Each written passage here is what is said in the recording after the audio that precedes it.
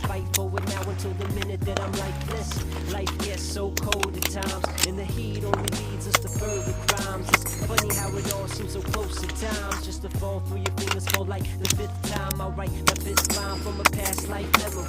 Been doing this since the 16th century. Flow like...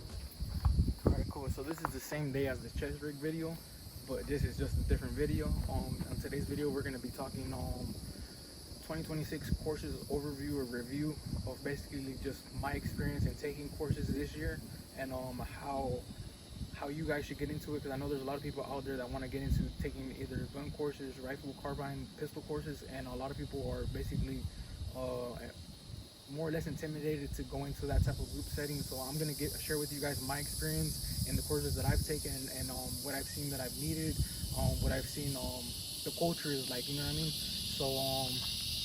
So my first course journey started on let me fix this real fast. So my first course journey started here at BVI. The first course I ever took, which was in a group setting of 20 plus guys, was their membership course, which is basically them vetting you to be able to do what I'm doing right now, running around doing whatever, but being safe with it. So basically, that first course that I took was with both one instructor and the owner, them vetting us on basically on the rules, the 4 fundamental firearm safety rules, and just giving you an understanding of the operation and how they expect the rules to be met here. And then after that, they just put us on the firing line, had us shoot about a couple mags here and there, just trying to see where your safety manipulation is at, making sure you don't flag yourself, make sure you don't flag no one else. And yeah, that was my first course I ever took. My second course I took was again here at BVI through the BVI website. I ended up booking a course here. It was their Rifle 101 course, which was here. For that course I needed about 250 rounds of rifle. It was just a rifle course. And yeah, I ended up running this chest rig and this exact same carbine, the way it's set up. I haven't changed nothing from it. That time I thought we were gonna also have 20 plus guys, and it ended up there just being 3 of us. That course, I think I ended up paying like 150 bucks just to get in, which is, you know, it was a steal for the knowledge that I learned.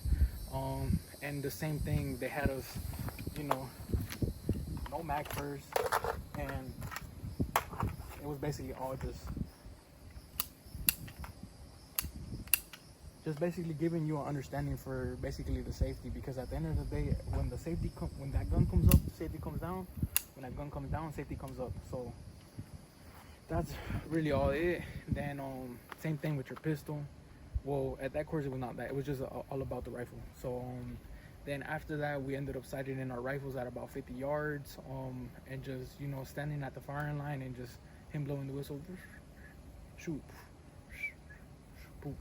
And yeah, and then since we ended up advancing a little bit up ahead, we were able to run a couple of you know, fun drills, which were, you know, shooting off barricades. He ended up timing us. We ended up doing the boom, one shot, run backwards, turn back, one shot, stuff like that.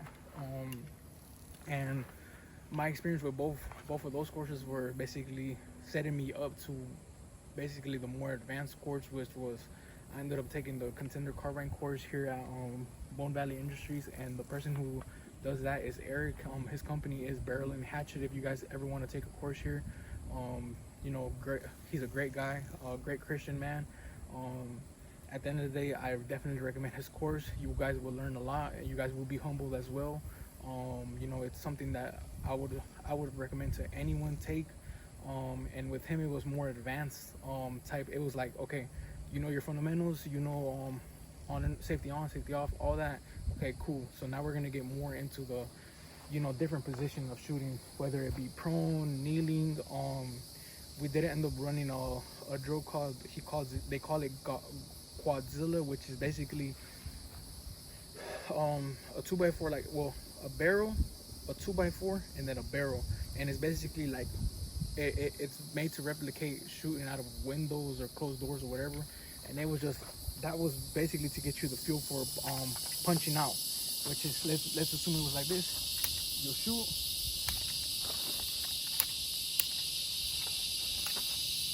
and that's basically all it was. We ended up running a couple drills there, and mind you, in this particular group setting, it was more guys. It was a little bit more intimidating because when I got there, it was like, dang, everybody looks like studs, and everybody has like, Gucci gear and expensive rifles and suppressors and everything, and I just came like this, just normal. But it was nothing to be intimidated about. At the end of the day, I judged the book by its cover. A lot of those guys had less proficiency than I did with their firearm. That was the class where I told you one guy had a ND. He ended up pointing downrange. We were all standing. He was pointing and then shot. So, and that guy had a Gucci rifle too. He had like an MCX or something with a nice suppressor and everything. But yeah, I ended up being intimidated, and I ended up not being the top at the class for sure, because there was definitely a couple of guys that, man, those guys were studs. But I ended up being around there, having a little bit of proficiency. My only issue that I did have was that, like he said, was basically when I punched out, right? I would always drop my head before I dropped the rifle. He would always just tell me, make sure that the rifle goes before your head goes. You know what I mean? And it makes sense. It's like, you have to put your barrel down before you put your head up. What's gonna happen? It's gonna shoot it off, right? That way you have a little, all right, boom. So, and then we ended up running a drill, and then he ended up giving us an understanding of like basically what it is to shoot in a group setting. So we ended up running a drill where we were running off barricades. It was 3 teams, and we all had to score 21 points. As you can tell, it's 2, 4, 1, 3, and it was just more or less you keeping account of your shots, and it was just basically getting you comfortable in the group setting. I definitely recommend his course. As you can tell, I'm not someone that's very proficient. I haven't took those are my only 3 courses that I have down my belt this year, but I can tell you that they do help a lot, especially being in front of somebody that knows what they're doing, for them to nitpick each and every little small thing that you're doing wrong, so that way you can get to that proficient level of shooting, and not only being a professional shooter, but also having that safety manipulation down pat. Because at the end of the day, if you become part of a community of shooters, at the end of the day, that safety manipulation, it's something that's very serious. It's not something that a lot of people take lightly, because at the end of the day, it's all about having that confidence and also having that trust with one another. And then I can say another course I took was the open gym tryouts. It was not really a course. It was more or less just you showing what you have, if you have what it takes to basically be part of that group setting, which I was fortunate enough to make it. I did, after that one, I did have my first open gym about a month, 2 months ago or a month ago. Last month, unfortunately, I was not able to make it. I'm hoping to make it this month, to the one that we have this month. But yeah, and basically open gym trials is basically like just showing that you're a competent person with your firearm, and that you're able to handle your firearm safety, whether it's like I said, a rifle comes down, safety on, safety off, safety on, safety off, safety on. Now with your pistol, it's more or less you're standing, you put it back down before you even move. You look to see your index in it before you move. The only issue that I did have that time was I'll bring my pistol out and I'll start turning before I put it back in. And that was I had a guy, he did grab my attention. He did explain to me, like, how their process was, is basically before you move, that pistol has to come back down. So basically all those other courses set me up for success to be able to make it to the open gym. So there's that. At the end of the day, if you guys have any questions and you find yourself here in Central Florida and you guys want to become part of a beautiful community of like-minded shooters, safe shooters as well, you guys be sure to check out bonevalleyindustries.com. You can find all their information on there. At the end of the day, I have nothing to do with the range other than me being a simple member of the community. I am a member of the open gym, like I said before, and I like to rep those guys anywhere I go. As you can tell, even on my helmet, I have the patch. I like to rep those guys, not because I'm a wannabe or this, that. The reason why I rep these guys is because these guys gave me my life back, basically. For a very long time, I was a couch potato. I was a concrete finisher for a long time, and I had an issue with my Achilles, and I had to step away from it, and I used that as an excuse to be a couch potato for a very long time. And I also was pushing, I'm a Christian at heart. I've always been brought up on Jesus Christ and on religion, and I have slowly ventured out and became part of the world just like everybody else. And like I'm saying, BVI brought me back to not only God, but also brought me back to basically going outdoors and getting the reps and all this, that, the third. So that's why I'm very thankful for these guys. Whenever anyone asks me what this is, I will tell them like, hey, those guys saved my life. I've spoken to sheriffs, I've spoken to many people, and I tell them, I always shout out BVI for the simple fact that those guys gave me back my life. And as you can tell, I will always rep their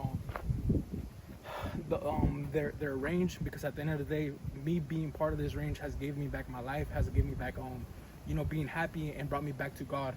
So I'm very thankful for those guys. And if you guys like what I'm talking about, and or you guys want me to you guys have topics that you guys want me to speak on, you know, feel free to reach out underneath in the comments. And like I was saying, if you guys are looking to you know, if you have never shot before in a group setting or anything, I would recommend you go to the BoneValleyIndustries.com webpage. Go check those guys out. It's not even expensive at all. I think the most expensive thing that you're gonna have is either buying your gun or your ammo or whatever the fact is. And after you guys are done with that, I recommend you guys check out BarrelAndHatchet.com, which is Eric's company.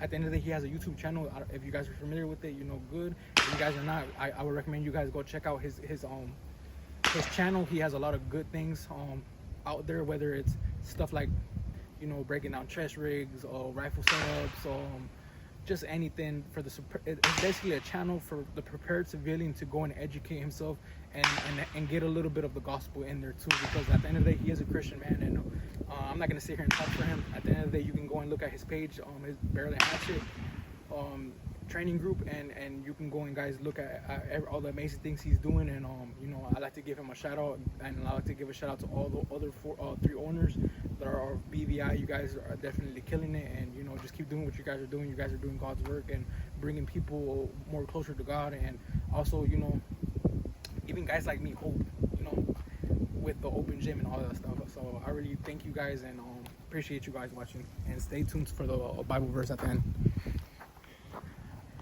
Alright guys, so today we find ourselves reading out of James chapter 1. I might read it all the way up to verse 12. So this is how it goes. James, a servant of God and of the Lord Jesus Christ, to the 12 tribes which are scattered abroad, greeting.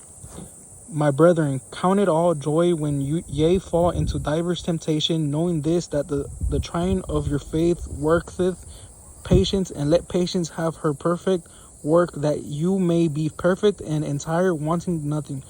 If any of you lack wisdom, let him ask of God, that given to all men liberally and upbraideth not, it shall be given him. But let him ask in faith, nothing wavering, for he that wavers is like a wave of the sea, driven with the wind and tossed. For let not that man think that he shall receive anything of the Lord. A double-minded man is unstable in all his ways. Let the brother of low degree rejoice in that he is exalted, but the rich in that he is made low, because as the flower of the grass he shall pass away. For the sun is no sooner risen with burning heat, but sorry guys.